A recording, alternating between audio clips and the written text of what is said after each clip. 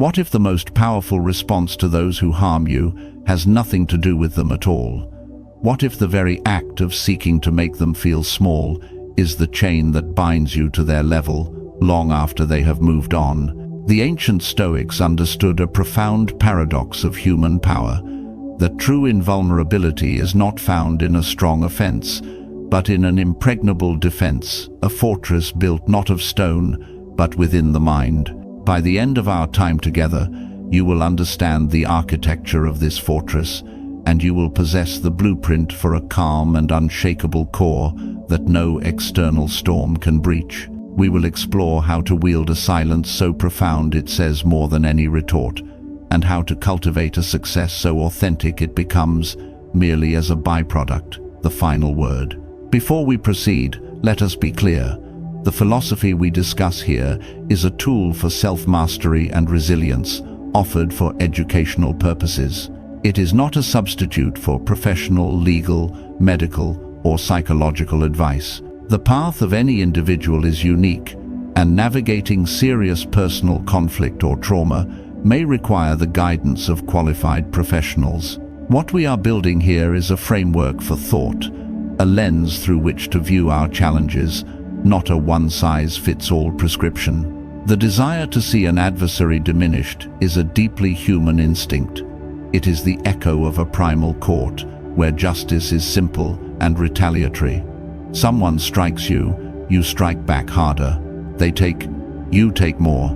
The modern world has dressed this instinct in sophisticated clothing, the subtle corporate takedown, the perfectly crafted social media post that exposes a rival's hypocrisy, the cold shoulder at a family gathering. But beneath the veneer, the engine is the same. A yearning for the aggressor to feel the sting they inflicted, to understand their error through their own suffering. The source of this impulse is a judgment we have made, an idea we have consented to.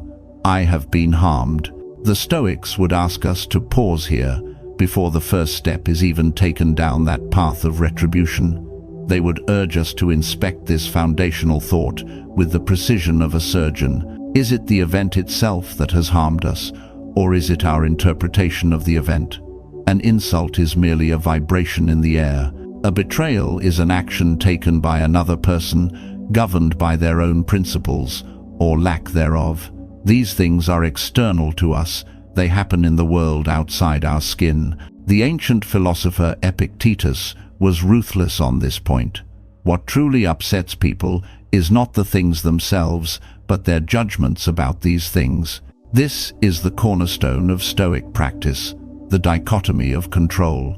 It is a simple, yet life-altering sorting mechanism. In any situation, we must separate what is within our control from what is not. What is not in our control? The actions of others, their opinions, their choices, the weather, the economy, the past, the vast majority of the universe, in fact. What is within our control? Our judgments, our intentions, our responses, the will to act, and the will to refrain from acting.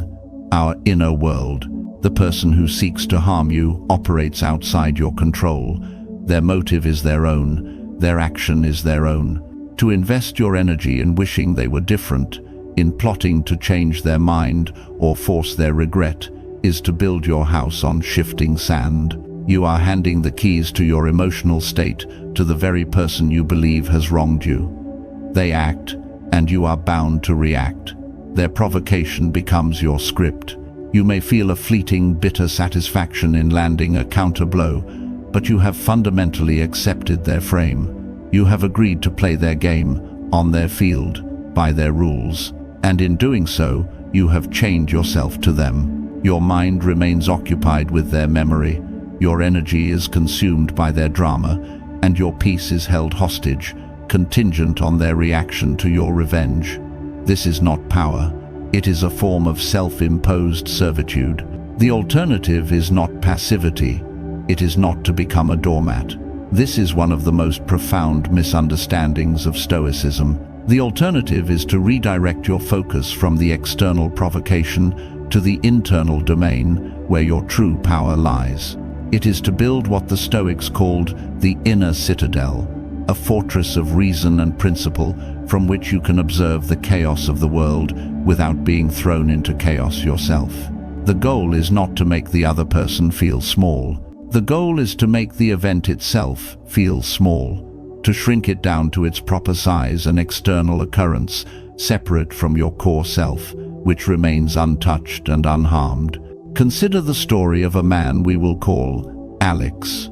A brilliant architect in a competitive firm, Alex was consistently undermined by a colleague, David. David would subtly take credit for Alex's ideas in meetings, forget to pass on crucial information, and sow seeds of doubt about Alex's commitment with senior partners. For months, Alex seethed. He spent his evenings replaying conversations, crafting the perfect retorts he should have said. He documented David's transgressions, building a case in his mind. His focus shifted from doing excellent work to winning a covert war. He began to play David's game, hoarding information, making snide remarks, trying to expose David in front of others. The result was a disaster. His own work suffered from the divided attention. His colleagues, who once saw him as a collaborative talent, now saw him as just another player in a petty office drama. He became bitter, anxious, and exhausted. In his quest to make David feel small, he had diminished himself.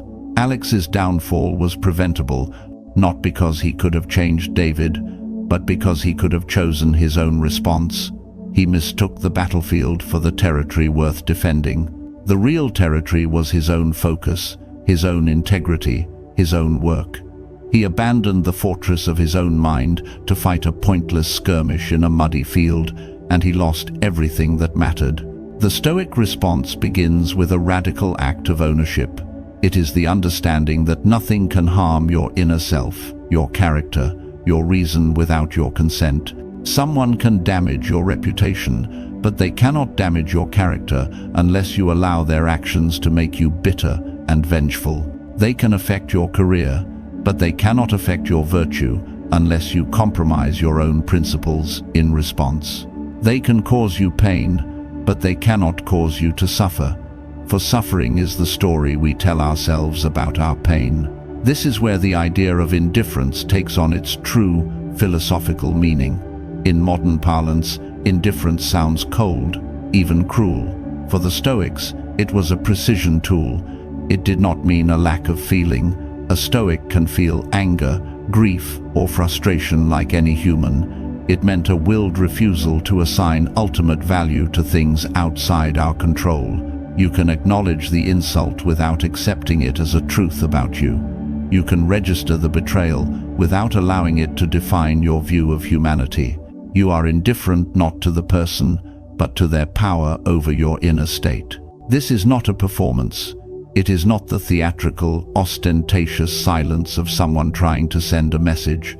That is just another form of engagement, another move in their game.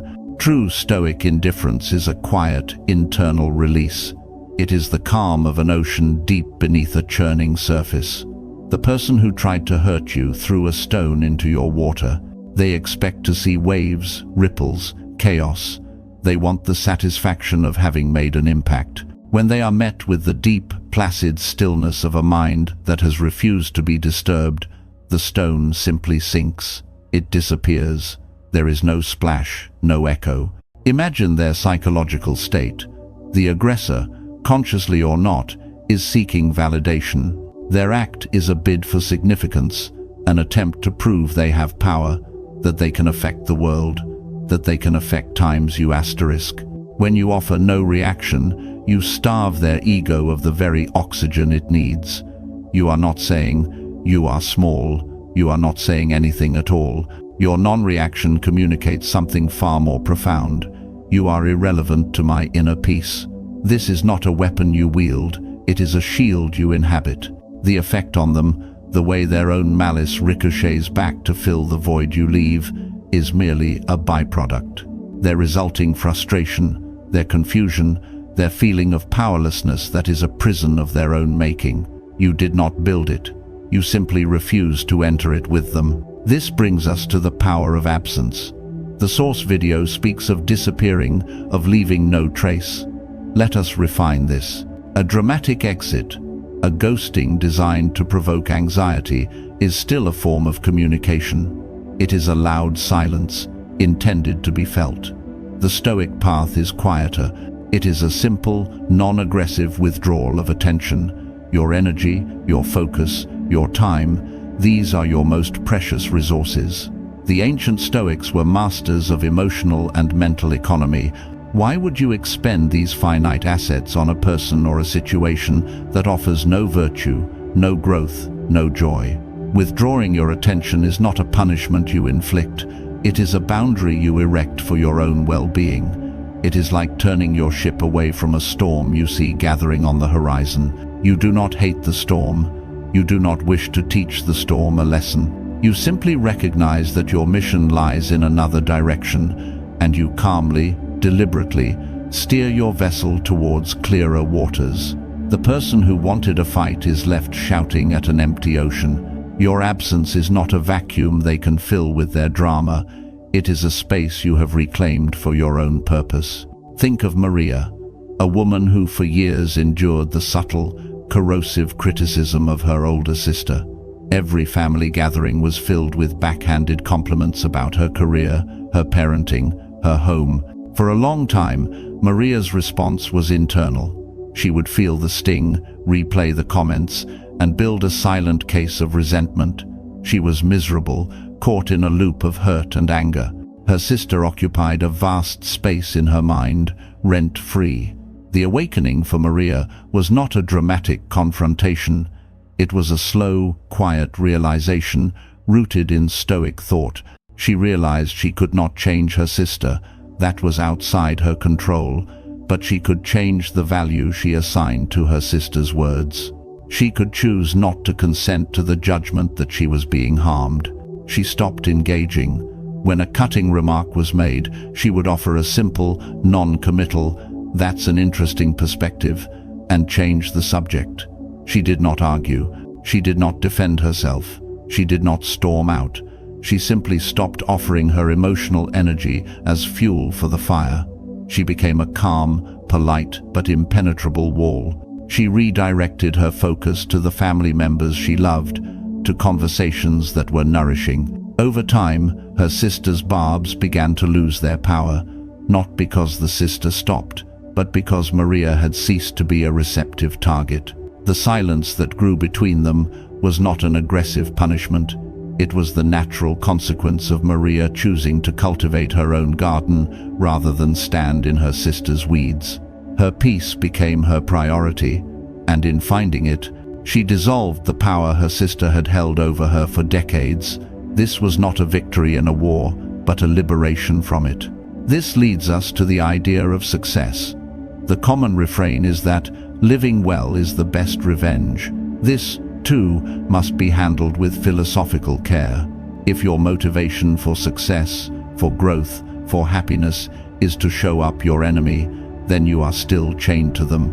Your achievements are hollow because their purpose is external.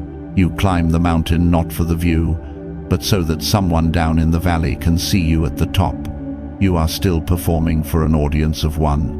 The Stoic reframes this entirely. You pursue excellence, what the Greeks called times arete asterisk, for its own sake. You build the best version of yourself because that is the highest expression of your human nature.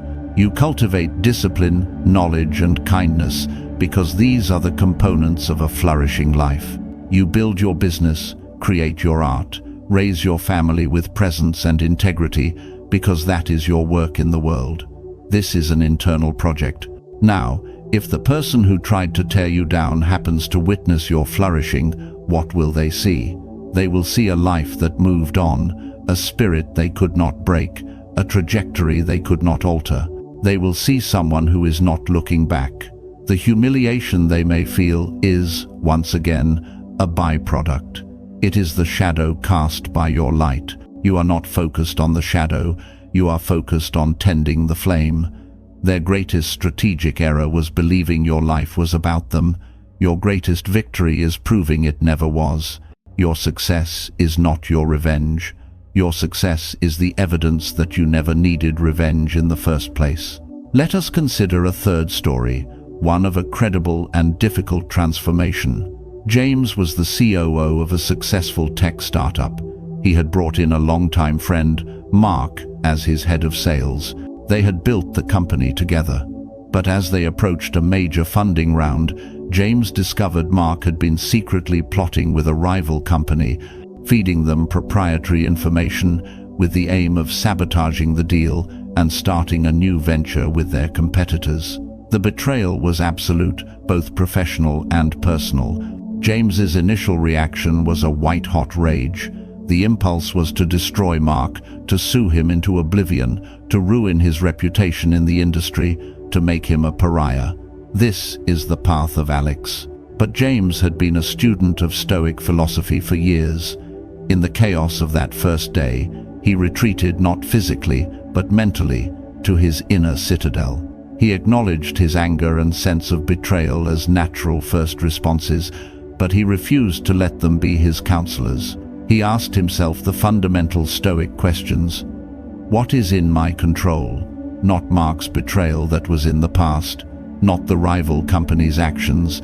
What was in his control was his response, his duty to his employees, his responsibility to his remaining investors, the integrity of the company he had built.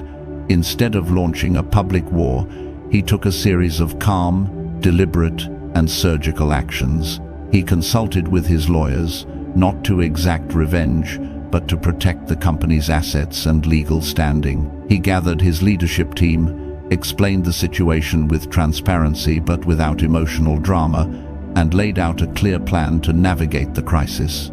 He spoke to his employees, reassuring them and refocusing them on their mission. He did not engage in a smear campaign against Mark.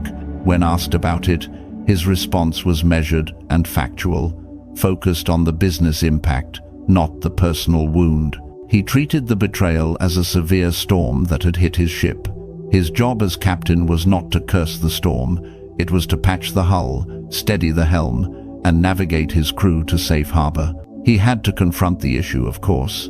Stoicism is not about avoiding necessary conflict, but he did so from a place of principle, not passion. He set a boundary that was absolute and final, but it was a wall of concrete and steel, built to protect his structure, not a bonfire built to burn his enemy. Months later, the company had stabilized. They secured their funding. The team was more united than ever, forged in the crucible of the crisis. Mark's venture with the rivals faltered, plagued by a reputation for untrustworthiness that he himself had created. James never gloated. He rarely thought of Mark at all. He was too busy steering his ship. James's success was not his revenge. His disciplined, virtuous response was his victory. He showed that the betrayal, as profound as it was merely an external event that could not touch the core of his character or his commitment to his duties. He won not by making Mark feel small, but by refusing to allow the event to diminish his own principles. This is the advanced practice. It is easy to speak of indifference when the slight is small. It is another thing entirely when the wound is deep, but the principles remain the same. The work is to constantly, diligently, separate the external event from your internal judgment. To see the world as it is, not as your fear or anger would color it. This practice requires training. The Stoics were adamant about this. A philosophy is not something you read, it is something you do. They practiced voluntary hardship, sleeping on the floor, eating simple meals, taking cold baths, not to punish themselves, but to train their minds to be resilient to fortune's changes. They practiced negative visualization, actively imagining the loss of things they held dear, not to be morbid, but to appreciate what they had, and to rehearse their response to loss, so that if it came, it would not be a shock. This is the work you must do when you are not under attack. You build the fortress in times of peace, so it is ready in times of war. You train your mind to value only what is in your control, so that when someone tries to take what is not your reputation, your job, a relationship, you do not feel as though you have lost a part of yourself. You have only lost an external thing, a preferred indifferent, as they would call it, preferable to have, but not essential to your well-being or your virtue. So, how do we begin this practice today, in a world of constant digital provocation and social comparison? It begins with a pause. When you feel that flash of anger, that sting of insult, you must train yourself to create a space between the stimulus and your response. In that space lies your freedom. Ask yourself, is this thing in my control? Is this person's opinion a fact or just a noise? Have I been harmed, or have I merely consented to the idea of being harmed? You can say to yourself, as a mental mantra, this is just an impression and not at all what it appears to be. It continues with a redirection of focus. You consciously shift your mental energy away from the grievance and towards your own purpose. What is your work today? What is the task in front of you? Who are the people you love that deserve your attention? Every moment you spend ruminating on an insult is a moment stolen from a life of virtue and meaning. You are letting a thief live in your head. Evict them, not with anger, but with a simple, decisive focus on what truly matters. Finally, it involves a redefinition of victory. At the beginning of our journey, we spoke of the paradox of power. Here is its resolution. The world believes power is the ability to influence and control others. The Stoic knows that true power is the ability to govern oneself. When you no longer need anything from the person who hurt you, not an apology, not an admission of guilt, not their regret, you are truly free from them. Your peace is no longer conditional on their actions. This is the ultimate victory. It is not their defeat, it is your liberation. The person who sought to hurt you wanted to be the main character in your story of suffering. By practicing this philosophical indifference, by withdrawing your attention, by focusing on your own virtue and success for its own sake, you relegate them to, at most, a footnote in your story of resilience. They expected to see you broken, but they find you building. They expected a war, but they find a peace that is more unassailable than any wall. They expected to matter, and they discover, with a quiet and devastating finality, that they never did. Your life simply moved on, a great river flowing to the sea, barely noticing the small stone that was cast into its current. This is the architecture of an unshakable mind. It is not built overnight. It is built brick by brick, choice by choice, with every insult you let pass, with every provocation you refuse to engage, with every ounce of energy you reclaim for your own highest good. As you continue on this path, you will find that the very nature of your perception begins to change. The world will still present its challenges, its frustrations, its injustices. People will still act from places of fear, ignorance, and malice, but these will begin to seem less like personal attacks and more like natural phenomena, like storms to be navigated, not monsters to be slain. This shift in perspective is the foundation of a tranquil mind. It is the beginning of wisdom. And having fortified your inner world, the next chapter in this journey is to refine the lens through which you see the outer world, learning to love what happens, not just endure it.